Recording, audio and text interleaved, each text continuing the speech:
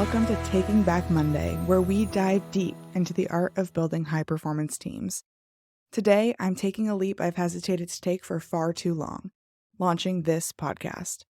It's about more than just sharing insights. It's about overcoming the fear of beginning, the fear that once held me back from pursuing this very dream. Our journey to excellence in leadership, sales, marketing, and customer success starts with a single step, much like the story of our guest, Mike Brennan. Mike embarked on a 365-day creativity challenge, facing the daunting task of creating daily, despite not being perfect from the start. His first day, much like the first episode of this podcast, was far from flawless, but it was a start, a crucial step towards growth and mastery.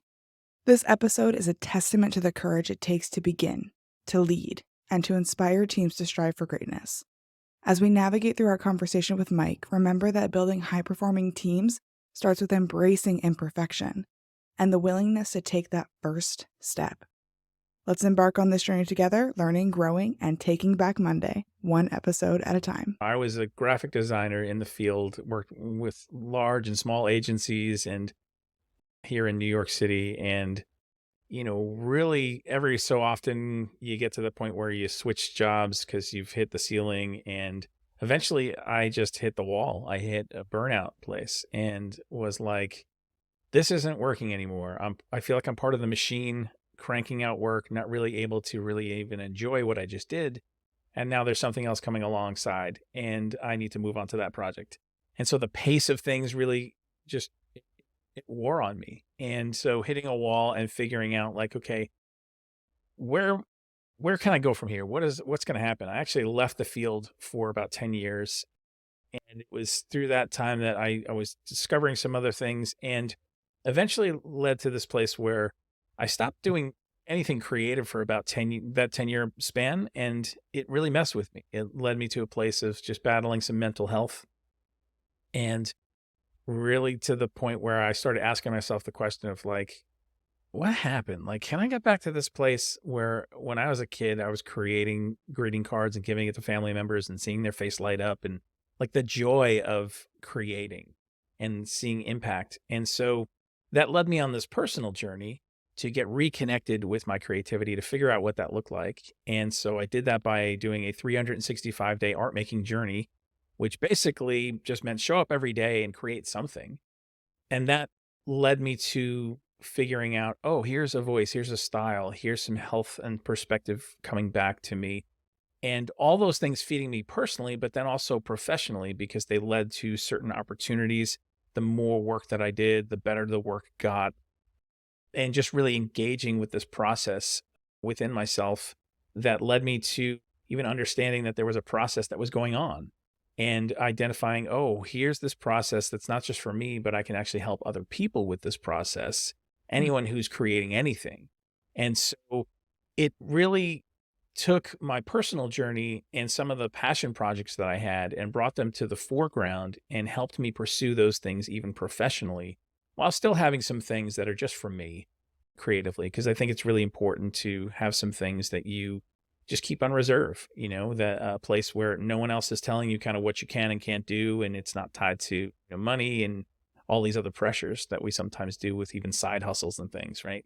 So that all just led to the things that I'm doing today and helping other people show up for their creativity, choose creativity and choose fun in the midst of this also, because I think too many times we feel like work has to be drudgery and we're working for the weekends or we're working for that vacation or retirement. And we're deferring fun for another day when we have opportunities all around us to be able to inject those things into our process and into our days. It's so funny that you say that. So the podcast is called Taking Back Monday. The whole idea that work shouldn't be this drudgery in your life. I have always really enjoyed my work. Are there any other clients or people that you can think of that did that particularly well? Yeah, I think in terms of exploring creativity and fun, I mean, there are certainly a lot of organizations that are doing that well. There are those who I think get caught in the trap of it's about the bottom line. It's about always progress and efficiency and those things. But I think a lot of times those things can trample creativity and fun, which people can view that as like, well, that's like kid stuff. That's like, or that's your hobbies or things that don't really equate to work. It's funny. I got to lead a workshop for some educators in Tennessee, and here there are people who are teachers and staff workers for the school system, and they're working with kids, and they're certainly having to tap into doing things in a fun way because they want to engage with children, right? And so they know enough that if I'm going to transfer the information, I need to do it in a way that's engaging. And even at that, there are still times when you have to go through enough procedures and jump through enough hoops that sometimes it leaves you feeling like, and I'm just exhausted. Like this creativity feels like one more thing I have to do, put on my do list. And so I don't even know how to approach that. I don't know if I even have the energy or the ideas at the end of the day to be able to put into practice. And so being able to sit with those folks and say, well, like, let's look at what it looks like to be intentional about that.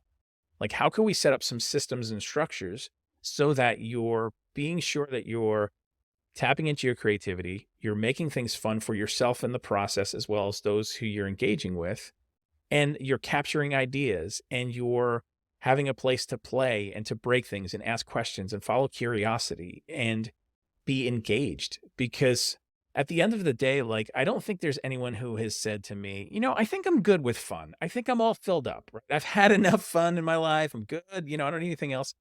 And yet, the way that people approach it is that, well, it's kind of like a luxury, fun. It comes at the end of the reward when I've done the hard work instead of actually part of the process of me showing up and doing the work. And so being able to talk to these folks and see how we can actually put these things into practice and take steps on that was a really encouraging thing. And I love being a part of that. So I work with a lot of team leaders who are looking to help their teams be more creative and be more focused on how we build that creative ingenuity, intuitive environment. If I'm a leader, how can I get my team to start this in their own life, especially if they feel like they're not naturally creative? Yeah. And I get that a lot, right? Because people confuse artistic with creative, I think, many times. They say, I can't draw a stick figure, or I can't sing, I can't dance. They go to performing arts. And I have to break it down and say, well, creativity is actually so much bigger than that. Like, I believe that everyone is creative. And so nobody gets a pass on this. It's really defining what creativity looks like for you that's important.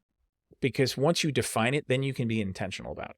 Some people, their form of creativity has to do with organizing things. Like, they're super creative when it comes to systems and processes and organizing things and budgets. And other people, they may be more of a traditional sense of like, I design things, I develop things and build things. So it's really having the conversation to figure out, what does creativity look like for you? And then how can you lean into that with intention and purpose? And I think giving a space where people can come together as a team and say, okay, look, we're meeting together and maybe there's 10 people on this team.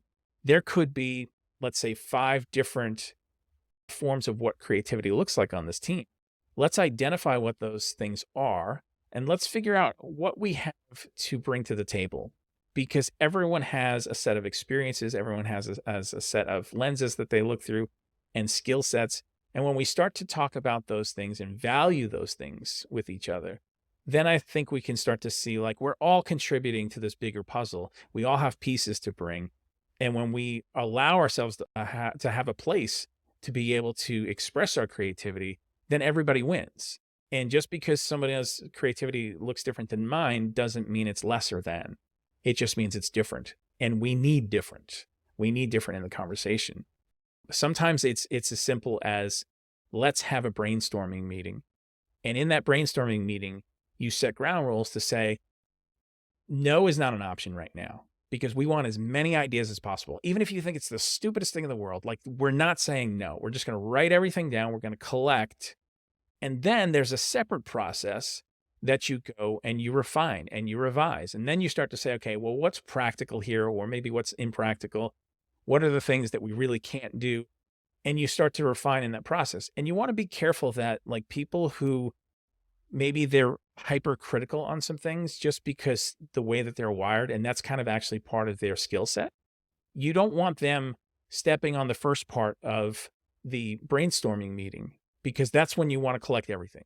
But you do want their voice when it comes to refining because they're going to be able to see some things that other people might not be able to see. And so again, it's everybody has a seat at the table, and it's valuing everybody's form of creativity, but it's knowing what that is and then using it with intention and purpose.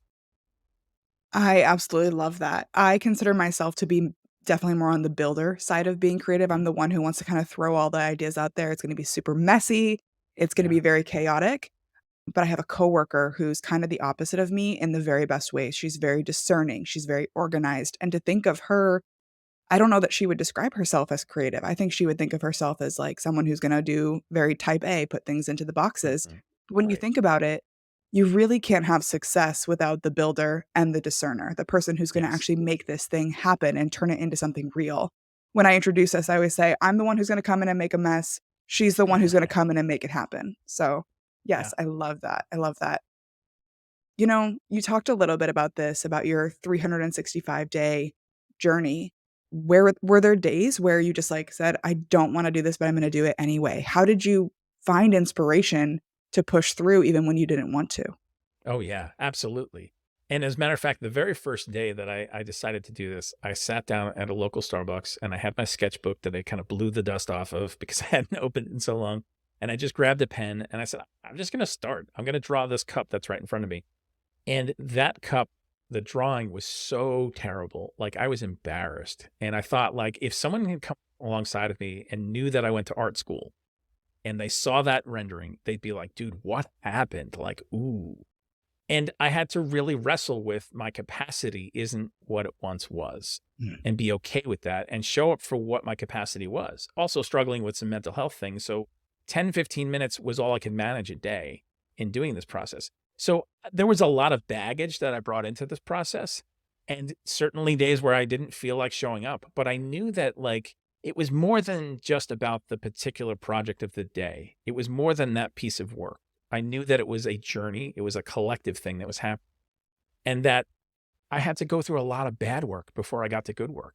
And that's simply just part of the process. And I think a lot of people quit before they have those breakthroughs, before they get to those places where they're feeling confident about their work and they figure out exactly how to put their fingerprints all over something and not just mimic other people or not just simply stay in a place where they're trying to figure things out and play. And I think it's important that, you mentioned inspiration. Part of my process is actually scheduling time to create. And I know that sounds like counterintuitive for creativity because people are like, I want the muse. I want like I need inspiration to strike and then I'll go out and do what I want. And it's actually, no, set the time so you know when you're going to show up. Because if you don't and you try and go with the flow, we all know what happens. The flow takes you somewhere else. You end up drifting to places you never intended to be, and you never end up showing up for yourself creatively. And so I'm like, set a time on your calendar, make sure that you protect that like you would a doctor's appointment or a really important appointment, and show up. And then as you show up, maybe you're sitting there and you're going, okay, great. Now it's a blank cursor or a blank piece of page, paper or canvas. What am I going to do? That's when you start to play. That's when you start to think about, okay, what am I curious about? Follow curiosity because curiosity opens possibility. And at times you may be out someplace. We've all had this experience where you have an idea and it's not the right time to execute it, right? That the idea's in the shower or you're walking the dog or you're out someplace else. Learn how to capture those ideas because even though you can't execute them in the moment, you can still return to them when you've set that time aside that you're saying, now I'm going to show up and create. And you'll have a reference list. You'll have a place to go where you've already captured some ideas. And so, in the advertising world, we always call this a swipe file.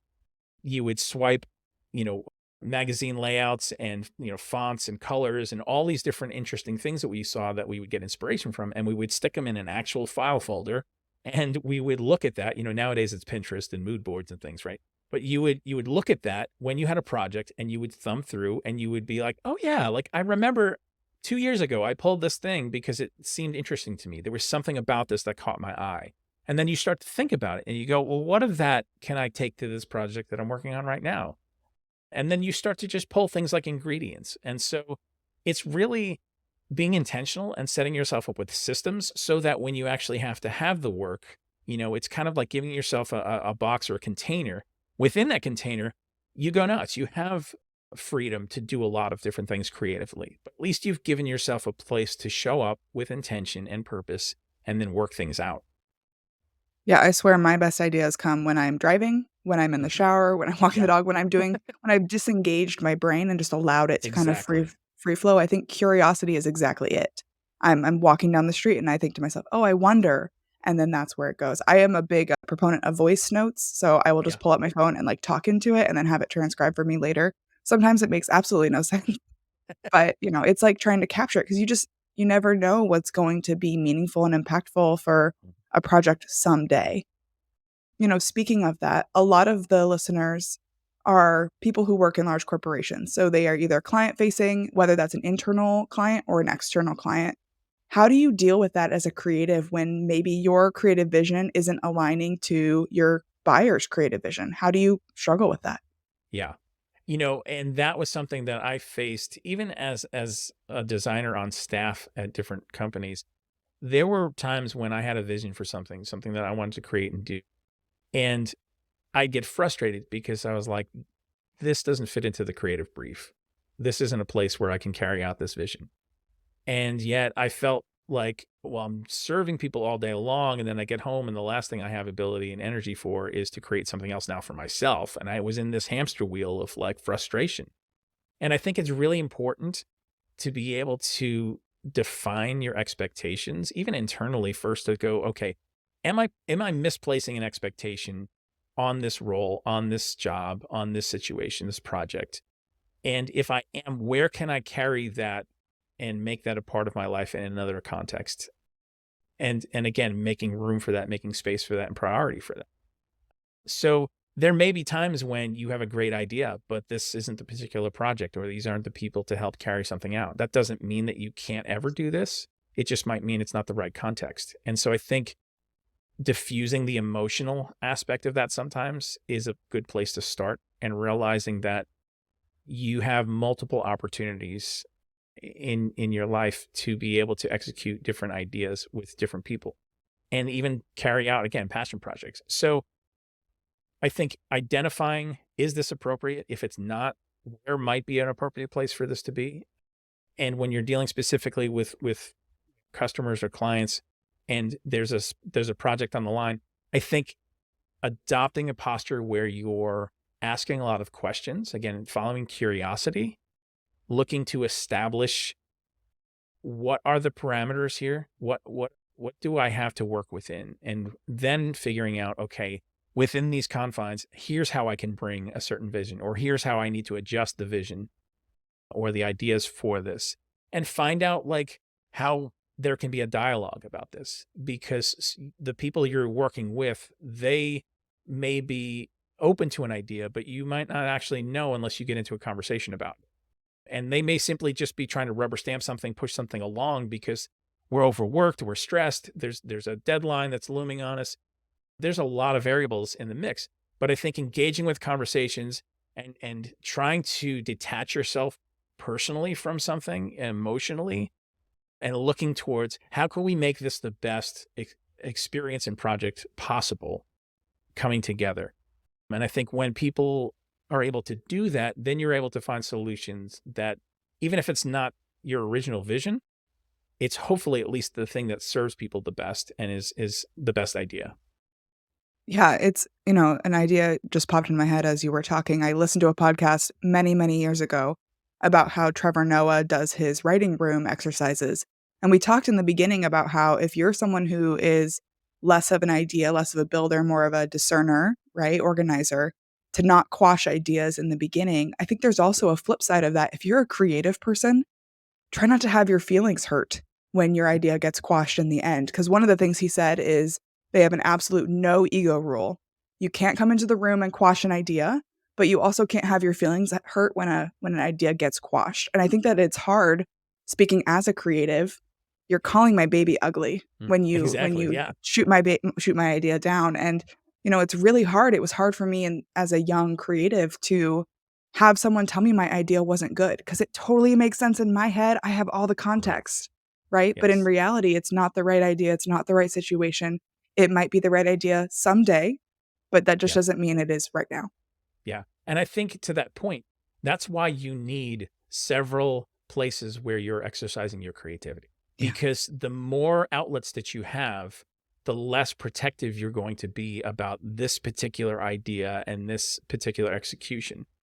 Because if that's all you're doing and that's where you're putting all your worth and that's where you're tying your identity and all the other things that sometimes happen as creative people, right? Then of course you're going to feel crushed when somebody says, no, we're not doing that. That's a stupid idea, or there's no budget for that. Sorry, next. And if you have other places in your life where you're feeding ideas, where you're executing things, places where other people can't touch, the personal passion projects, then well, I've got those places. If they don't want my ideas here, and it may not be right, they could be correct, but I still have this other place over here where I can do what I need to do and what I want to do and still feel a sense of fulfillment. Yeah, absolutely. And to that point, I don't know about you, but I have a lot of friends who are really caught up in hustle culture, I'll Mhm. call it, where every hobby and activity and everything they love has to be monetized, right? Like we Side have to hustles. sell it, Yeah. and I have to make a course, and I'm going to be Right. an affiliate for this product that I love. And it just sucks the joy out of it. So for you, how would you respond to a creative who is getting sucked into hustle culture and losing their spark? Yeah. It's the thing that in us that says, if this feels good, I want to do more of this. I enjoy this. I want to get paid for this. And sometimes that's the right move, and sometimes it's not. It's kind of like saying, I have this favorite restaurant in town, and I go there and I enjoy everything that's happening. I enjoy the ambiance. I enjoy the food. It's just a great experience. And I tell other people about it, and I get everybody going there. And you're like, well, I want to get a job there because I love that place so much. Then you get a job there and you see what goes on behind the kitchen, and you're like, oh, this place is a train wreck. Now this has ruined my experience of this place. And I can no longer be a customer because I've been a worker. And I think there's something that happens where when we have these great ideas of trying to monetize every single thing that we do, we don't leave ourselves with a place that is free from those confines because, you know, it it's a lot of stress and pressure to put on a project or to put on yourself to say, if I'm going to do this, this is going to have to make money. Or if I'm going to do this, then I have to think about not just the creation aspect, but I need to think about launching this thing. I need to think about marketing this thing. I need to think about sustainability over time. Like there's so much stuff that goes into creating something and a business that's tied to something that we're creating that we need places where the stakes are a lot lower, where we're just messing around, where we're playing. And if something happens and we feel great about it, that's the value in and of itself. Not all value means money. Sometimes it means I'm feeling confident in a piece of work that I'm doing. I'm enjoying the process simply for the process, not necessarily the product. And giving yourself places to do that with freedom outside the constraints of clients and committees and budgets and all the rest of the pressures that can go along with that. So, Mike, for our listeners who are eager to inject some creativity into their lives, some simple, actionable steps they can take to do that right now. Yeah, one of the things I always talk about in my process for daily creative habit is step one is start small. I think too many times we think we need to sit down with a large block of time with really expensive materials. Everything's big, big, big, big, big, big. And we want to walk away from a session where we've created the masterpiece. We walk out, we hold the thing up, the heavens part, the light shines down, and it's like, here it is, I've created it, right? And that's like lightning in a bottle. Most of the time when we create things, it's smaller. And so identifying the value in the small. For me, coming back to my art was 15 minutes, 20 minutes tops was all I could do simply because I was suffering from depression. But that taught me the value of small in that if I'm actually engaging with something on a more regular basis every single day, or what consistency looks like for somebody, then it's like going to the gym or like depositing money in a bank. Like we understand the compound effects in other areas of life, but for some reason we don't really think about that when it comes to creativity. And creativity is a muscle. The more that you flex it, the better it's going to get, the stronger you're going to get, the more easily you're going to be able to access things. And so give yourself small projects, give yourself small time blocks to enter in and start to engage with these things. Capture inspiration when you're not looking for it so that when you are looking for it, you're not trying to draw from an empty well. And just have fun. Be curious, explore. Like, don't make it so serious and so pressure filled and so filled with angst where you're like, this has to produce something. I have to have the best time of my life right now in the next 20 minutes doing this. Otherwise, I'm not going to ever do this again. Small, small, small is so valuable, especially when we string all those small together over time. It adds up to huge. We've talked a lot about personal passion projects, which can sustain us at home. But what if I want to bring creativity and this idea of the ability to build and create things into my professional life? What advice would you give? Yeah. Well, the first thing is, we're not as segmented beings as we like to think. I mean, I know that we divide our time that way and say, well, this is work time, this is personal time. But wherever we go, there we are, right? And so if something's affecting us personally, it's most likely affecting us professionally and vice versa. And so if you're pouring into yourself, personally on this journey, it is going to affect you professionally because you're going to be open to more ideas. You're going to be in a creative flow state more often. And so I think you start looking for opportunities to bring things over. And there have been plenty of times when I've been working on something that is a passion project of mine, where I have a breakthrough on something. And then all of a sudden I have this idea of like, oh my gosh, that project that I've been trying to solve for work, like this totally can be transferred to that. Or it gives me an idea because I've been open and I've stopped pushing on that project constantly. I've given myself a place to try to solve a different problem. And yet it's still all connected. And so I think it changes the way you approach things. It changes your awareness of yourself in relation to creativity and curiosity and fun. And the more that you value those things, the more you're going to want to bring them into all the situations of your life. And when you're at work, you're going to ask yourself questions of like, is there another idea that I can pursue here? Or if it's fun, like, how can I make this process fun so that it feels more rewarding and I can be more engaged? Because so many people, I think, we all have things that we don't like to do. We all have mundane tasks. And the temptation is just to complain about it or just kind of power through it and go like, well, work is work, it's whatever. But if we started to change our outlook and our mindset, really, I think that's key, then we can start to ask the question of what if this was fun? Like, what would this look like? And the more places that we ask those things, the more opportunity and the more possibilities open up.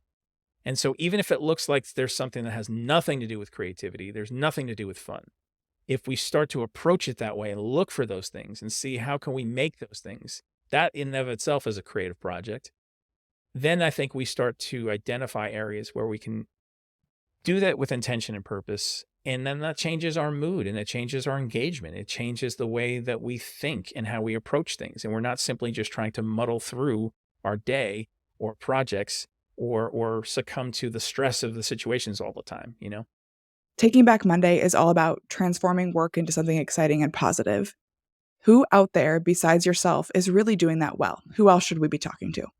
There's a guy, Jeremy Cowart, who started out as a photographer, but he also has ways of injecting opportunities where he'll set up photo sessions for homeless people.